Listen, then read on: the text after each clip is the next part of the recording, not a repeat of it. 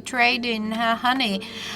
There is a survey from 2024 of the European Association of Professional Beekeepers. You were president of it. You chaired it, and the facts are shocking, at least for me.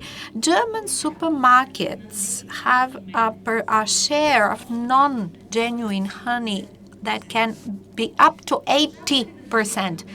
Do you still stick to these numbers? Or are they sustained, or are things being improved on the market? Still stick to those numbers because we did a lot of more tests. Initially, we took 30 samples and 100 samples, and we now took 2,000 samples, and they all show the same. It's 80%. And we took samples also all over Europe, and the lowest percentage of faked honey was 60% in Switzerland, and in Austria and in the UK, in the United Kingdom, there was 90 and more percent faked honey in the supermarket shelves. So I'd like to talk on this topic. I don't think, to an introduction, I don't think we lack legislation, we lack authorities, we just have to use what we have to fight the fake honey.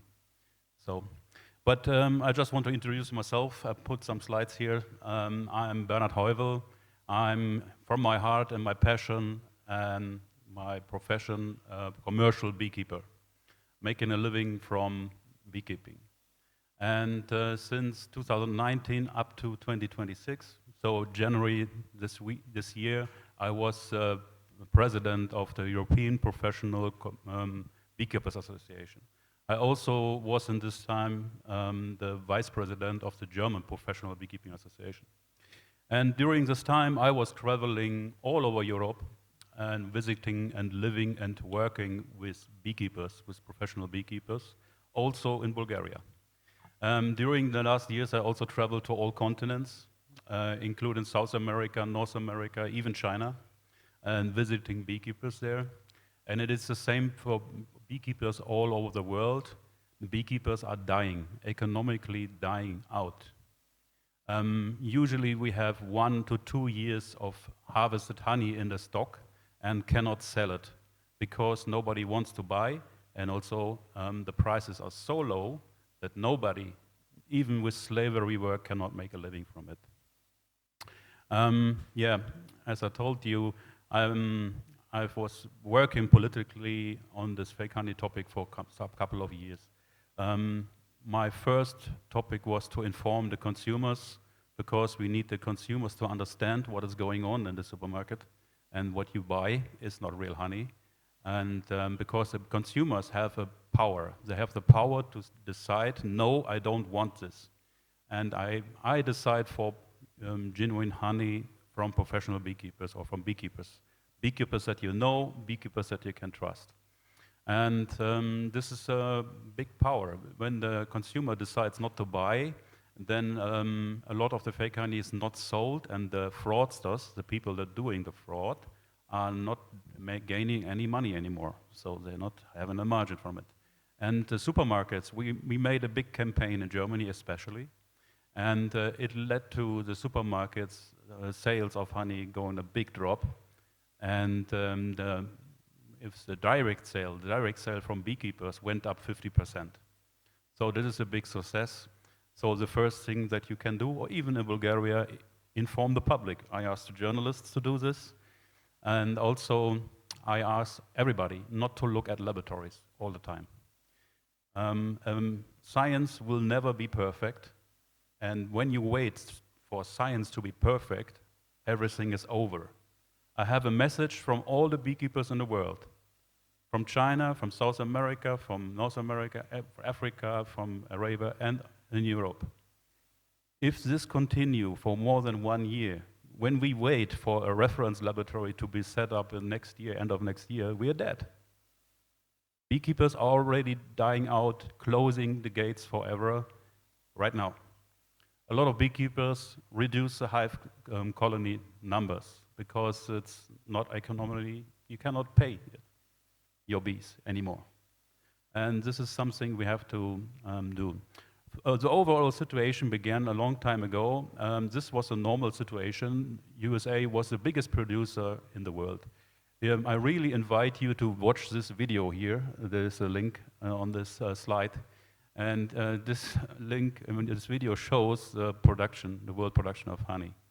And you told that Bulgarian beekeepers are producing 11,000 tons. Today, China is putting out 500,000 tons, which is 800% plus more than it was in 1961. So everybody who just sees these numbers understands this cannot be real. Because beekeepers, we have very good beekeepers all over Europe and especially also in Bulgaria. And those beekeepers could not multiply their harvest 800, 900%. That's not possible.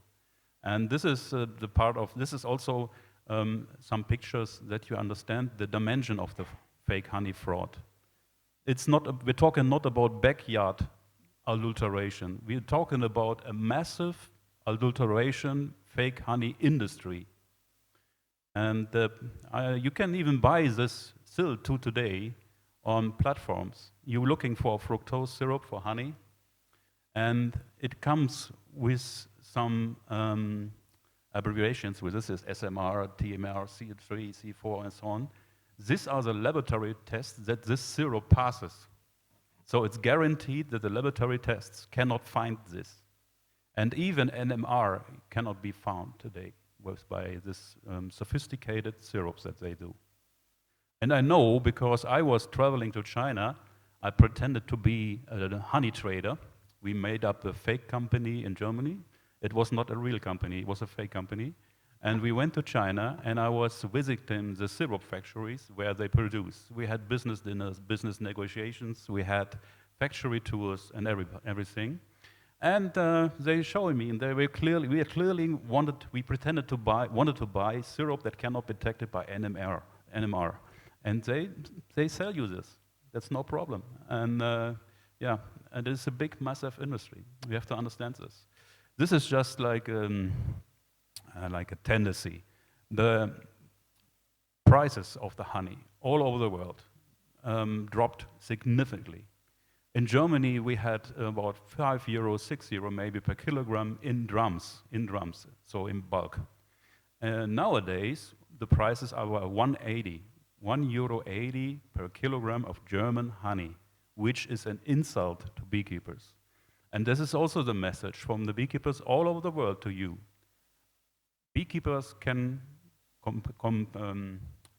compare or can compete. Beekeepers can compete against beekeepers, no problem. We are not against imported honey. But beekeepers cannot, in any circumstance, compete against syrup. It's not possible. So this is what you have to understand. This is another graph from the US. Production is going down, and you see in the black line the importation is going up. But it's interesting, nobody in the world can sell honey anymore, but the importation in every country is going up, up, up, up, up. How is this possible if nobody sells honey anymore? And yeah, this is a thing. That's the question. The question is clearly answered: is syrup on the market massively, massively? So this is something else. We're talking about laboratory tests. As beekeepers, we were looking for tests that will find the fraud. And obviously, we are talking about chemical and physical laboratory tests that we've done in the past. NMR and all the others are chemically and physically. But we were thinking honey is not sugar or just sugar. Honey is alive. Honey is a fermented product. It's like sauerkraut or some. When you take the how's it called? When you take the kraut and ferment it, you have a product. And the same happens with honey. You take nectar, the bees ferment it for us, and it will stay alive. This is also explaining the different effects. If you take syrup to your body, it may have completely different effects than honey. If you take honey, this is a lot of different effects, health effects. So we were looking for another solution rather than chemically and physically. And we started thinking about it. We have biology, and also in biology we have biological measurements. We can measure biology. And honey is alive, so we can measure it. And so what is the most prevalent, the most prevalent method in the biological measurement is DNA. It's used everywhere today. It's used in crime investigations. It's used in food fraud also already. So why not using it? And we found a laboratory in Estonia who worked with us for 2 years. We were feeding this laboratory. We were training this laboratory. They were blind tested. And after a couple of years now, in April 2026 this year, they got accredited for the DNA metagenomics testing for authenticity in honey. So we have a new method that we can use to find fraud in the honey. And as I told you here, scientific progress should accelerate fraud detection and enforcement, not continuously postpone them. That means, what I said initially, we can wait for science to be perfect, but until then we are dead. Okay, but there's more than DNA. We just have more. Everything that's ending with omics. We have metagenomics. We have also metabolomics, microbiomics, and so on and so on. But newly on the market is proteomics. There's a laboratory, Eurofins, working all over Europe, that is using proteomics now to find the fake honey. And this is very interesting. It's working like this. How does it work? When fraudsters, the gangster, the mafia is faking the honey, they are pouring in syrup into this honey. And we are talking about not just 5% syrup or 10% syrup. We're talking about 30 up to 90% syrup and just 10% honey left. And when you do this, naturally the enzyme activity is dropping inside of this product. And one of the regulations in Europe says that you have a certain enzyme activity inside the honey. And so in the past, until today, the enzyme activity is measured. And when you put syrup in, you have a reduced enzyme activity. To counterfeit this and to circumvent this, they're using artificial enzymes. Artificial enzymes that they add to the syrup and the honey mixture to raise up the enzyme activity. But nowadays we can distinguish, is it like a normal, natural honeybee enzyme, or is it an artificial enzyme that cannot possibly be inside this product? And this is how this works. You're looking at artificial foreign enzymes that do not belong there. And it works, you find them. And then also you find that the natural honeybee enzymes are reduced.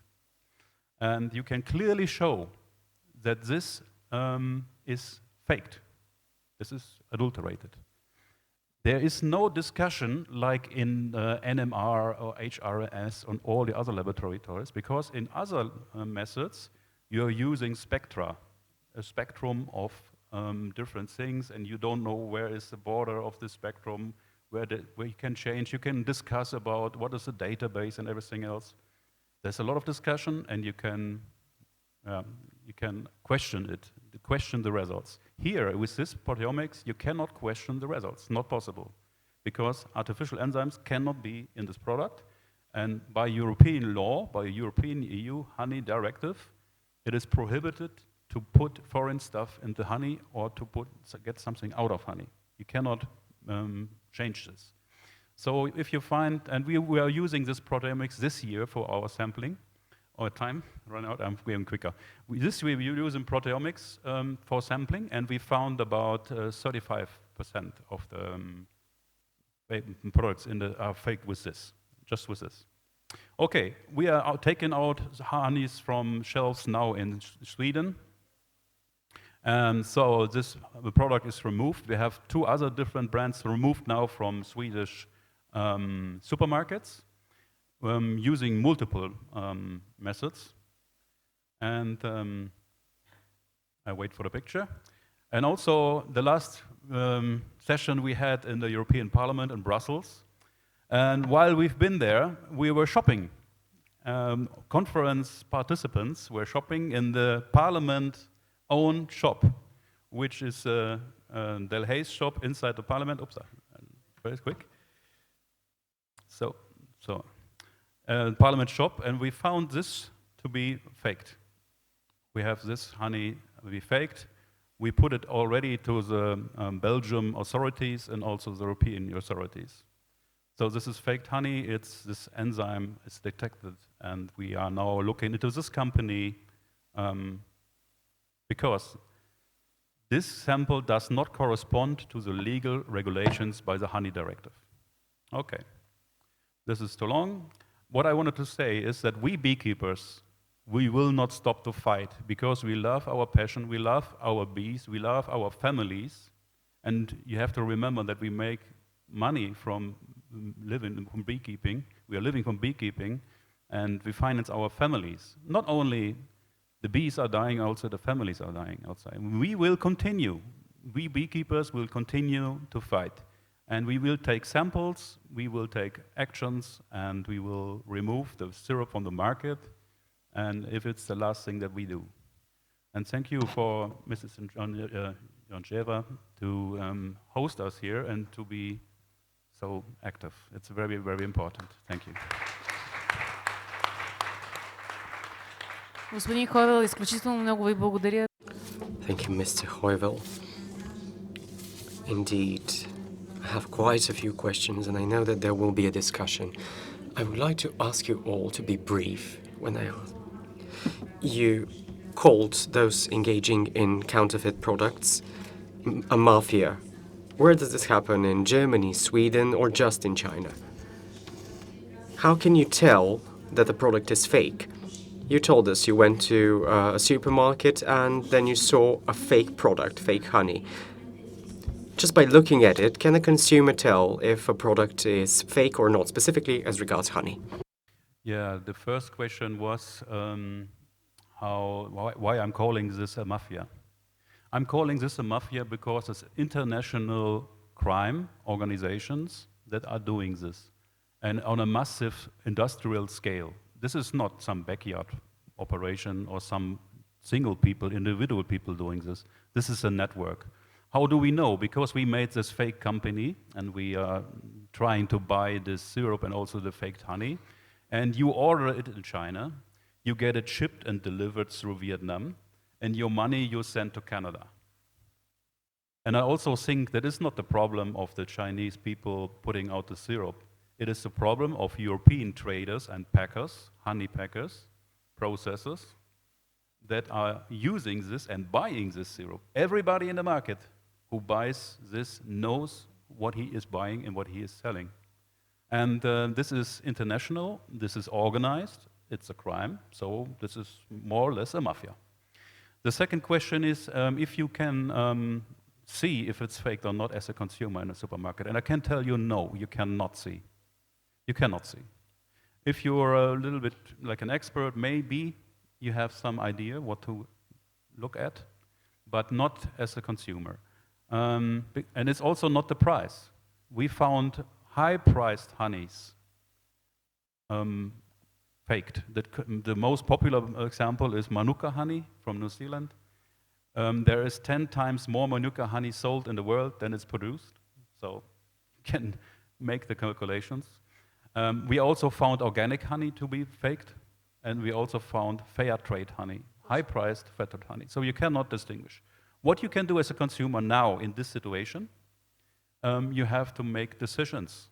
And it's very important that you make the decisions, buy from beekeepers or buy from a source that you can track back.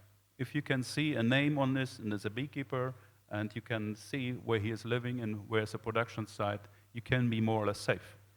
I think the beekeepers we can trust. They are not working for money, they are working for the bees and the families. Yeah. Благодаря ви много за това уточнение. Thank you for this clarification. Indeed, it was important to learn that price is not